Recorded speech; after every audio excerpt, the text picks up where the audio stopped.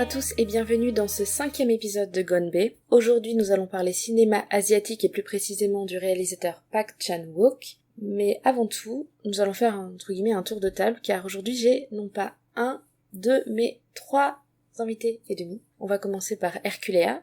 Bonjour Herculea, comment vas-tu ? Ça va, merci. Oui, je reviens pour un épisode spécial. J'ai cru comprendre que tu étais pas mal occupée avec pas mal de podcasts. Est-ce que tu veux en parler un petit peu ? Alors du coup, je fais toujours partie de la menstruelle. Je fais aussi partie maintenant d'un podcast qui s'appelle Dr. Watt et comme son nom l'indique, qui parle de Doctor Who. Et maintenant, à partir de la rentrée prochaine, je vais faire partie de l'école des facs. Et pour la première fois, nous avons Thierry et Thomas de Certains l'aiment à chaud, ainsi que Octave, mais on ne l'entendra pas beaucoup. Coucou. Salut. Comment vous allez ce soir ? Bah ça va et toi ? Ça va super.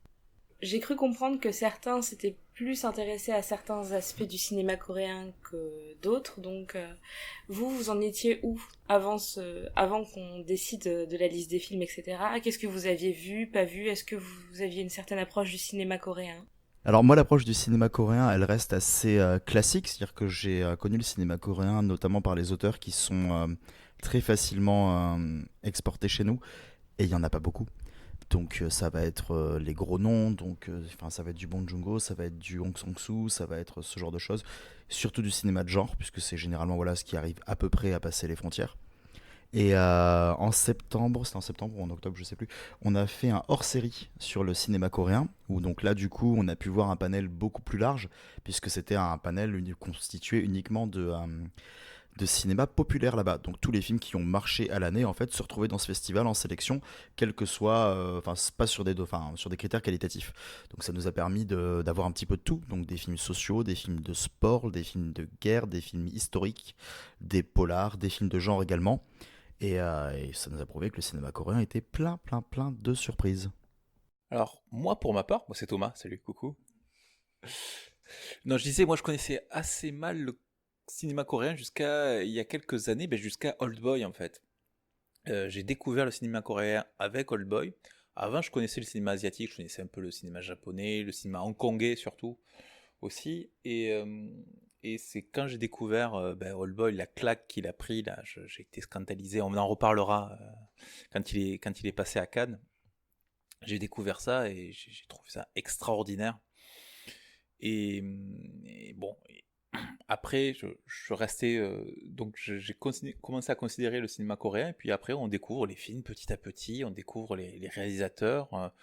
Et chaque fois on découvre des nouveautés un peu plus avec Bong Joon-ho qui a eu récemment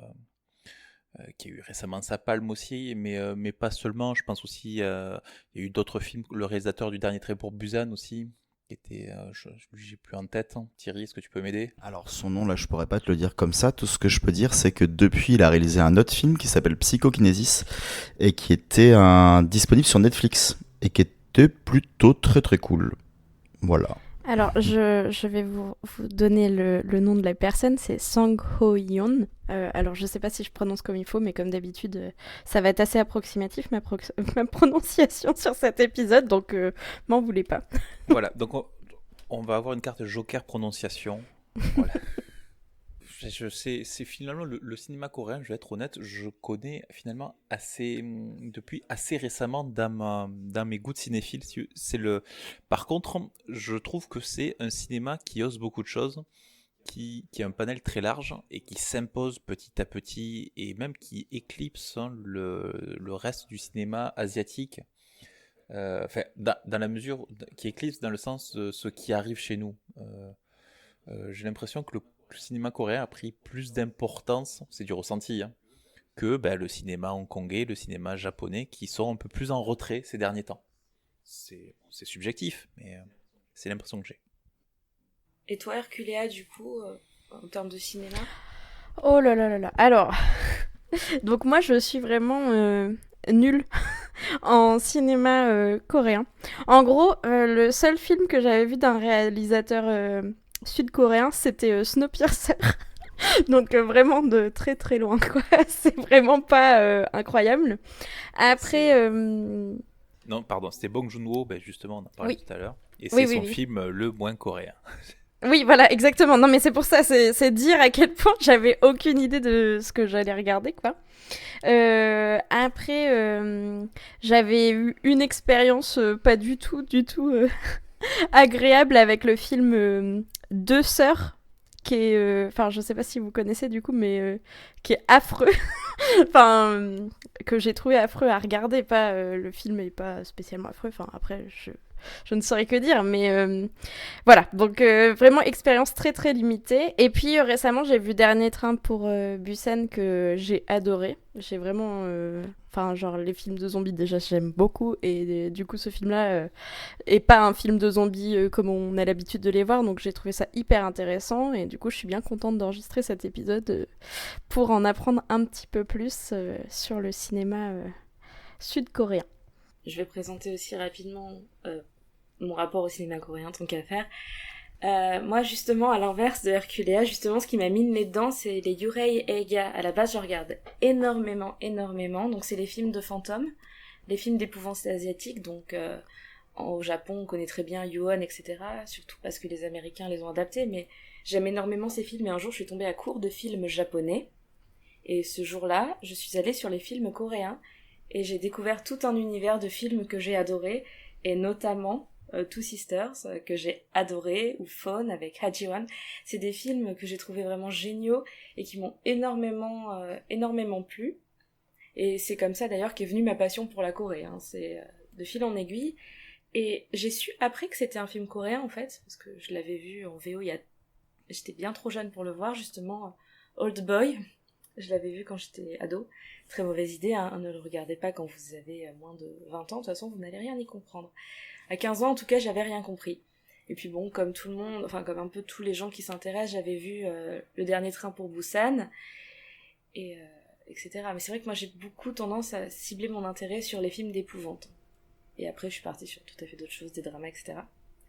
Et je connaissais pas forcément le reste de la trilogie justement de Old Boy, donc je trouve ça chouette qu'on en parle un peu, puisque finalement, donc cet épisode sera centré sur le cinéma coréen, mais sur l'œuvre de Park Chan-wook, je vais y arriver, et notamment sa trilogie de la vengeance et Mademoiselle.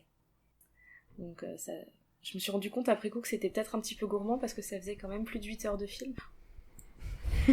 C'est vrai que c'est pas les films les plus courts. Hein. Et ni les plus simples, hein, parce que tu dis que t'as pas compris grand-chose à Old Boy, c'est le plus simple des quatre. Mais ouais, à l'époque, c'est quand t'as 15 ans et que tu regardes Old Boy, tu te dis mais c'est extrêmement violent visuellement et psychologiquement, et tu te laisses un peu traîner par le film, plus qu'entraîner d'ailleurs. Bon après, Park Chan-wook, il est surtout connu pour Old Boy et Mademoiselle en fait, j'ai l'impression, par chez nous. Parce que Mademoiselle Oui, déjà surtout. a été diffusée dans les cinémas en France. Et Old Boy. Et ce sont les deux gros films, quoi. Après, c'est vrai que c'est pas très connu, et on connaît, il y a la trilogie de la vengeance qui a une certaine aura, même si en réalité, on a vu qu'Old Boy, hein, en France. Ouais, les 10 Vengeances, ça a dû être diffusé, et encore, parce que c'est vrai que ouais, Mister Vengeance, à part après dans des rétrospectives ou quoi que ce soit, il a pas dû être diffusé à sa sortie en France. Hein. Ça, c'est sûr. Et pourtant, quand on voit, enfin un petit peu, il a reçu pas mal de prix, mais sur les festivals de films asiatiques, en fait, il est diffusé notamment pour Joint Security Area, Oui. qu'il avait adapté. D'ailleurs, Oui. je voulais en parler d'ailleurs de Johnny Security, mais je le gardais pour la fin. Mais oui, il a été réédité, et d'ailleurs, on peut le voir. Est-ce qu'il est édité en DVD? Je ne sais plus. Enfin, voilà. Non, en gros, je l'ai vu au cinéma parce qu'il a été réédité récemment. J'ai eu la chance de le voir pendant une ciné-expérience. Ouais, j'ai eu du bol. Voilà, je suis tombé. C'est bien tombé. Ah, je suis presque jalouse. Après, je l'ai pas vu, donc je peux pas être jalouse avant de l'avoir vu, on sait jamais. Bouh. Non, mais il est disponible en DVD, en gros, hein, si vous voulez. DVD, Blu-ray, tout ce que vous voulez. D'accord. Il est trouvable. Chut, non. Non, ouais, parce que Moi, j'ai pu le voir il y a pas longtemps. on Mais va pas être dans la même honnête. condition. on n'a pas eu beaucoup de facilité aussi à trouver tous les films, c'est assez parlant quand même. Je sais pas pour vous, mais moi, Sympathy for Mr. Vengeance, qui est donc le premier volet de la trilogie de la vengeance, et le troisième volet étant Lady Vengeance, honnêtement, moi, Sympathy, j'ai galéré une soirée entière à trouver une VO à peu près correcte, sans que mon PC n'explose sous les malwares. Ah ouais, bah j'ai eu aucun souci pour le coup à le trouver, t'aurais dû me demander. Oui, alors c'est sympa parce que moi, tu vois, le temps que je voulais consacrer à le regarder, eh ben, je l'ai passé le chercher, je l'ai pas trouvé dans une version correcte et du coup, je l'ai pas vu. Voilà. Ouais, j'avoue, j'ai fait un peu mon truc dans mon coin, j'ai chopé les films, je les ai matés, je les ai supprimés et après on me les a demandés. Vous savez, il faut penser à un truc, mais c'est un tips pour tout le monde. C'est si vous avez un abonnement à une médiathèque, et encore plus si votre médiathèque a le truc film en ligne, en gros service de VOD. Mais moi j'ai tout trouvé dessus. Donc, enfin, faut y penser. Mais alors, je sais pas pourquoi ma médiathèque avait tout, parce qu'en plus, j'habite en race campagne. Enfin, vraiment, il y avait peu de chance. Mais ils avaient tous les films de la trilogie de la Vengeance en service de VOD de ma médiathèque et tout ça. Donc, ça peut être le tips quand vous avez envie de vous mettre un truc un peu différent ou quoi. Même les films classiques. Mais voilà. Du coup, moi, j'ai réussi à tout trouver comme ça. Bon, eh bien merci Herculéa en tout cas pour ces conseils. Personnellement, je pense que ça va me servir dans un avenir plus ou moins proche. Et je pense qu'on va pouvoir passer à la suite, c'est-à-dire la critique, notre analyse, nos petits commentaires sur le premier volet de la trilogie de la Vengeance, c'est-à-dire Sympathy for Mr. Vengeance, juste après une petite virgule sonore. Mais attention, si vous n'avez pas vu le film, sachez qu'il va y avoir du spoil de A à Z, en passant par toutes les lettres de l'alphabet. Donc si vous n'êtes pas prêt à vous faire spoiler, maintenant vous savez comment trouver le film assez facilement. Voilà, à tout de suite.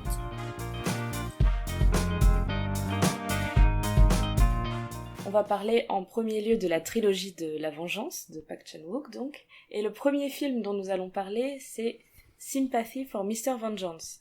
À titre personnel, c'est le film qui m'a le moins emballé au final. Nous avons un personnage principal, Ryu, qui a l'air très sympathique. Il est sourd et muet, ce qui déjà lui pose quelques difficultés, et en plus, on nous le présente vraiment comme étant assez limité dans ses capacités intellectuelles. Et donc ce pauvre Ryu, dont la sœur est en insuffisance rénale terminale, qui a besoin d'une greffe, se retrouve pour une raison donc que je viens d'évoquer, qu'il est assez limité intellectuellement, à se dire que c'est une très bonne idée que de suivre les instructions que des mafieux ont collées dans les toilettes. Ils ont collé des petits stickers disant qu'ils pouvaient trouver des reins sous condition, donc effectivement ils rencontrent les mafieux, il donne son rein, il donne tout son argent, environ l'équivalent de 15 000 €, pour rien. Il a donné son rein à des dealers d'organes, tout son argent, et sa sœur n'est pas sauvée. Il apprend qu'il peut avoir un rein est disponible pour sa sœur, mais du coup il a plus l'argent pour payer l'opération. Et donc sa petite amie lui propose, à une très très bonne idée, l'idée de faire un kidnapping, de kidnapper la fille de son patron qui vient de le renvoyer. Mais elle lui promet que ce sera un bon kidnapping. Le bon kidnapping, c'est le kidnapping où on rend les enfants vivants. Et en plus, ce qui est bien avec le bon kidnapping, c'est que quand les parents récupèrent leurs enfants, ils sont tellement heureux de retrouver leurs enfants qu'au final, ça rapproche la famille. Bonne idée. Sauf qu'évidemment, c'est bien connu. Rien ne se passe comme prévu, sinon le film s'arrêterait potentiellement là. Effectivement, sa sœur, donc en insuffisance rénale terminale, découvre le poteau rose. La culpabilité la ronge au point qu'elle met fin à ses jours. En allant enterrer sa sœur, la petite fille a un accident, elle décède. Et c'est là que le film part. Dans un sens, Ryu va se venger des dealers d'organes, et dans l'autre sens, le père de la gamine va vouloir venger la mort de sa précieuse fille. C'est là que le titre, je trouve, est très parlant. Alors, je sais pas ce que vous en avez pensé de ce film. Mais la petite copine est complètement dingue. C'est le premier truc que je me suis dit, perso, c'est mais pourquoi ? Voilà. Et ensuite, alors franchement, j'ai apprécié sans plus le film. Enfin, c'est en gros de la trilogie, c'est celui dont j'ai eu le plus de mal à finir. Enfin, vraiment, je m'ennuie pendant le film. La première moitié, pas mal de choses et tout qui se passe, même si je trouve qu'ils sont dans le cinéma de Park Chan-wook, je trouve que les scènes sont assez longues. Enfin, en gros, je trouve que il y a pas énormément de rythme dans la première moitié où ils expliquent un petit peu tout ce qui se passe et tout ça. Alors, vous voyez pas, mais Thierry fait des grimaces, des gros yeux. Non, mais en vrai, là, mais vraiment, des trois, c'est celui pour lequel j'ai le moins kiffé ma séance de ciné, quoi. Mais vas-y Thierry, raconte-nous ce que tu en penses toi, parce que j'ai pas forcément on est là pour raison, en discuter. Bah non, moi j'ai beaucoup aimé. Bah, c'est bien. Mais dis pas ça avec une petite... Non, en fait, je pense que même si ouais, c'est peut-être celui que je préfère le moins de la trilogie au final, je dirais que au-delà de Hellboy que je trouve vraiment à part, si on devait comparer les deux, je le trouve quand même bien plus intéressant que Lady Vengeance parce que c'est celui qui pose énormément de bases.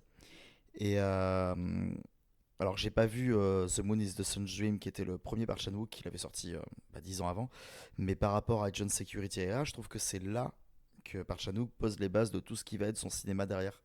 Donc tous ces délires de mise en scène, tout bon, ce qui est très propre au cinéma coréen, c'est-à-dire les afflux de gore, les afflux d'exagération en tout genre, les gens qui hurlent dans tous les sens, c'est très coréen, mais Park Chan-wook se l'approprie énormément. Donc après ouais, moi j'ai pas non plus, enfin c'est ce que je disais à Thomas tout à l'heure, exactement comme Lady Vengeance, moi enfin il y a un moment où au milieu du film j'ai quand même dû faire une pause pour aller lire un synopsis pour bien comprendre qui était qui, quels étaient les enjeux, parce qu'il y avait des moments où j'étais totalement perdu. Donc c'est pas non plus, enfin voilà, j'ai beaucoup aimé, mais avec quand même la conscience que c'est un cinéma qui est très différent et dans lequel il faut rentrer et que c'est pas toujours bien simple. Et enfin, je sais pas si ça t'as fait ça aussi, mais moi j'ai fait une pause aussi parce que avec les noms des personnages, je m'y perdais complètement parce que on n'est pas habitué à avoir des noms à consonance asiatique forcément. Enfin, genre c'est sûr que ça nous change des Paul, Pierre, Jack, Michel, enfin n'importe quoi. Mais du coup, comme c'est beaucoup de noms composés, forcément vu que ça se passe en Corée, moi j'ai dû faire une petite pause, me faire un petit truc, genre lui c'est le gars qui veut faire ci, lui c'est le gars qui veut faire ça, elle c'est la meuf de machin. Enfin, en gros, je me suis fait une petite fiche pour pouvoir suivre bien comme il faut le film parce que je me perdais un peu dans les personnages aussi, à me mélanger les pinceaux entre les différents noms. Alors ça m'a pas fait ça. Après, il y avait vraiment des moments où justement, ne comprenant plus qui était qui, je me fiais au visage en me disant c'est pas grave, je comprendrai à la scène suivante. Donc oui, en effet, je me suis pas arrêté pour vérifier régulièrement, mais j'étais perdu. Moi, enfin, la pire confusion que j'ai pu avoir dans ce film, c'est arrivé qu'à un moment où, alors que pourtant j'avais déjà tous les indices et que on avait déjà vu tous les personnages ensemble, mais je me suis posé la question, c'est que il y a aussi une différenciation de visage que j'avais du mal à identifier. Il y a vraiment un moment, alors qu'il était avec sa copine, j'ai cru qu'il était en train de coucher avec sa sœur. Et j'ai cru qu'on était en train de nous foutre de l'inceste en plein milieu, je comprenais plus où j'étais. Alors que non. Oh, on va se calmer, on n'est pas dans Old Boy là. Non, exactement. Mais du coup, j'étais là, mais attends, mais qu'est-ce que je suis en train de voir, quoi. Et du coup, moi en plus, j'ai connu la trilogie Parole Boy, donc du coup, ça me choquait pas. Voilà. Et quand j'ai regardé le synopsis, j'ai fait, ah non, c'est pas la même personne. C'était donc ça. Donc là, on a quand même deux personnes qui nous disent que les Coréens se ressemblent tous. C'est Pas bien. du Non, tout. non. Ah non. Et moi, j'ai pas du tout parlé du physique, hein. Moi, j'ai parlé des noms. Parce que même quand ils parlent d'autres personnages et tout ça, je me mélangeais les pinceaux. Alors, fais pas dire ce qu'on n'a pas dit. Et sa sœur, on la voit très peu à l'écran, hein. Sa sœur, il faut voir que elle est très peu visible et elle est toujours allongée ou quoi, on voit peu son visage. Elle est malade. Et du coup, Thomas, toi, t'en as pensé quoi? Ben, j'en ai pensé que j'ai passé la nuit à le chercher, que je l'ai pas trouvé. Tu te fais spoiler, donc du coup, dans tous les sens, finalement. Je suis pas sûr. Enfin, en fait, vu les retours que j'ai, si tu veux, il y a plein d'autres films que j'aurais vus avant celui-là, je pense. En fait, non, c'est surtout que je vais t'avouer que Lady Vengeance m'a beaucoup refroidi. Mais on en reparlera après. Mais ils sont assez différents, quand même. Enfin, je trouve que Lady Vengeance, il y a un petit côté, bon, on en reparlera, mais big up à Old Boy pendant tout le truc, c'est un peu bizarre. Mais sinon, dans Sympathy for Mr. Vengeance, ce que j'aime bien justement, c'est qu'on te présente au début le patron comme étant un connard qui a licencié le pauvre Ryu dont la sœur est si malade. Et en fait, on se rend compte que au fur et à mesure du film, en fait, c'est juste un mec, on lui a enlevé sa fille. Il a viré un mec effectivement, mais bon, ça arrive dans une entreprise, il a pas l'air si riche que ça non plus, il a pas l'air débordant de thunes. À un moment, il est dans la voiture avec ses amis quand sa fille se fait enlever, en fait, et je me suis dit, ah, il a un chauffeur? Pas du tout, il est avec des connaissances, en fait. Et quand il perd sa fille, on voit qu'il perd totalement les pédales, et qu'il est juste prêt à tout pour la venger, et qu'il dort dans la chambre de sa fille, etc. Et je trouve que justement, à moitié du film, on se retrouve avec... on a pitié de Ryo quand même, parce que bon, il a perdu sa sœur, il voulait pas que la petite fille meure, il se retrouve juste emmerdé. Ouais, bof, pitié, hein. Moi, j'avais pas pitié pour lui, hein. Mais lui, il est un peu bête, en fait. Et clairement, il se fait ouais. traîner par Cha, sa copine, qui, elle, est effectivement complètement frappée. Ah, mais on va enlever un enfant, de toute façon, il y a des bons et des mauvais kidnappings. Non, il n'y a pas de bons ou de mauvais kidnappings, il y a que des kidnappings et c'est pas bien. Elle part totalement, elle part totalement en sucette et elle l'entraîne là-dedans. En fait, lui, c'est juste un mec qui comprend rien. Mais en gros, c'est une spirale infernale, quoi. Tout le monde s'entraîne.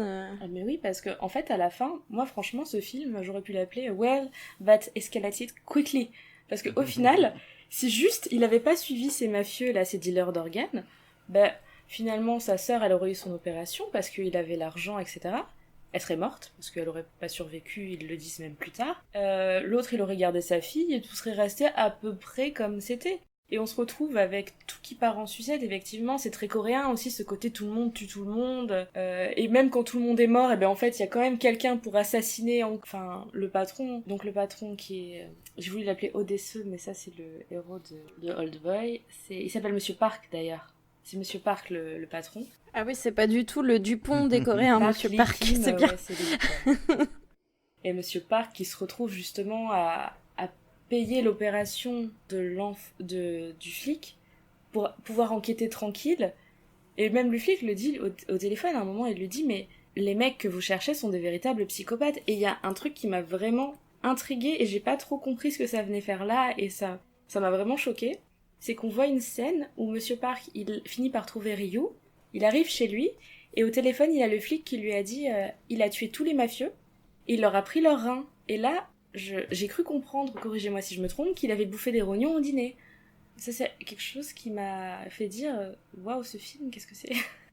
Ah, je l'ai pas capté comme tel, mais après, je sais c'est maintenant que pas. tu le dis, c'est tout à fait possible. Parce que y a Ryo qui attend devant chez Monsieur Park, Monsieur Park qui s'introduit chez Ryo, et on voit sur la table, juste après qu'il ait appris que Ryo avait volé les reins des mafieux, bah, il s'était vengé. On lui a pris son rein, sa sœur est morte. Il a pris les reins de tout le monde, bon, soit. Et sur cette table, du sang et un couteau. Et j'étais là, non, il a pas fait ça. Et je me suis dit, vraiment, Cha et Ryu, c'est des psychopathes. Bah après, oui, bah je passe à Ryu aussi, mais enfin quand tu vois même, ne serait-ce qu'il y a une scène de torture qui est assez trash, et au final, même Monsieur Park est assez psychopathe dans son genre quand il s'y met, même si lui, il a peut-être une raison plus noble de le faire, parce qu'il est vraiment totalement dépassé par les événements, mais bon, il a quand même des techniques qui sont pas... C'est un ingénieur en électricité, donc, Oui. donc il électrocute un personnage, effectivement. Après, je sais pas, pour mouiller sa victime, il lui lèche les lobes de l'oreille. Ça c'est très coréen aussi. Il aurait pu les mouiller avec une éponge, un spray, je sais pas, n'importe quoi, un verre d'eau. Non, il lui lèche les lobes de l'oreille. C'est très visuel et ça met mal à l'aise. C'est fait pour mettre mal à l'aise. Toutes les scènes comme ça, Ryu à la fin se fait exécuter, il se fait quand même couper les jarrets et il y a un gros plan qui dure une éternité là-dessus dans l'eau. J'étais pas bien quand j'ai vu ça, j'étais pas sereine. Visuellement, tout est très violent. Ah bah, c'est le début de la trilogie. Là, au moins, il pose les bases sur ce que va ressembler la suite de son cinéma, Sûr. quoi. Enfin... Mais justement, j'ai trouvé que c'était le plus violent des trois. En termes de violence visuelle, typiquement, parce que il y a une escalade de la vengeance où au final, les scènes sont pas forcément très dynamiques, mais à chaque fois, il y a un élément qui fait que t'es pas à l'aise. À chaque fois, il y a quelque chose qui se passe qui... C'est très bien pensé, mais du coup, moi, j'étais là, je suis pas très bien quand même. J'ai hâte de regarder Mademoiselle. Je sais pas si c'est le plus violent des trois, parce que je trouve qu'ils sont tous violents à leur manière, et même ce qu'il a fait derrière, pour moi son film le plus violent ça reste First, mais parce qu'il est beaucoup plus centré là-dessus. Mais oui, non, en effet, de toute façon c'est une escalade de violence, et le truc c'est qu'il n'y a aucune économie de moyens dès l'instant qu'il s'agit de mettre de la violence. S'il peut se permettre d'en foutre 3 tonnes et de faire des gros plans sur sur des organes qui bavent, sur des cordes, enfin sur des tendons qui se coupent, il va pas hésiter quoi. Donc forcément, tout est visuel quoi. Et il y a des choses visuellement par contre qui sont géniales. La scène où donc l'enfant qui se fait kidnapper, Yusen, se retrouve embrigadé dans l'enterrement de la sœur de Ryu, et là elle a son accident, et on voit l'accident en fond visuel et sonore. C'est-à-dire que si on regarde juste le premier plan, on fait pas gaffe. Évidemment, on voit qu'il se passe des trucs dans le background visuel, et je trouve ça très bien fait aussi. C'est des choses qui m'ont quand même gardé un petit peu éveillée, même si effectivement, comme Herculea, c'est pas le film qui m'a le plus captivé dans le scénario, malgré les retournements de situation divers et variés. Est-ce qu'on passerait pas au second film? À moins que vous ayez d'autres choses à dire. Moi, ça va. Bah ouais. J'espère qu'on va t'entendre sur les autres. Ah, mais alors, Il les a pas va Old vus. falloir Boy, je l'ai vu à rattraper, sa hein. sortie. Quel âge as-tu? J'avais 2 ans et demi à l'époque. Ça tire à balles réelles. Parce que même moi j'étais un peu jeune à la sortie de Old Boy, donc je me questionne. Il est sorti en 2004. Ah bah calmez-vous quand Ça même. va. C'était à 15 ans, ouais, mais on l'a vu tous les deux à sa sortie, quoi. Ah, ceci dit, moi je l'ai vu en 2005. Et moi, je l'ai compris. Ah, ok. J'ai compris pas mal de Monsieur. choses, mais pas... J'en avais pas souvenir. Bon, tout le monde a vu Old Boy, on est d'accord. Oui. Celui-là, c'est bon. En plus, je l'ai revu. Celui-là, c'est bon. Il est facile à trouver, celui-là. Et là, en fait, tu vas te mettre à te parler du film et on va s'apercevoir que tu as vu la version de Spike Lee avec Josh Brolin et que tu n'as jamais vu la coréenne. Je le trouve excellent. Non. Alors, du coup, je n'ai pas vu le remake. Je l'ai pas vu. J'aurais pu troller pour l'occasion, j'ai hésité. Ah là là, les remakes. Je sais pas pourquoi ils font des remakes de films coréens à japonais au lieu de juste les ressortir. Il y a un sosie de Josh Brolin dans Old Boy, d'ailleurs. Mais là, ça va, ils ont acté l'officialisation du remake de Parasite. Déjà? Ouais, c'était juste pour rajouter une bonne nouvelle.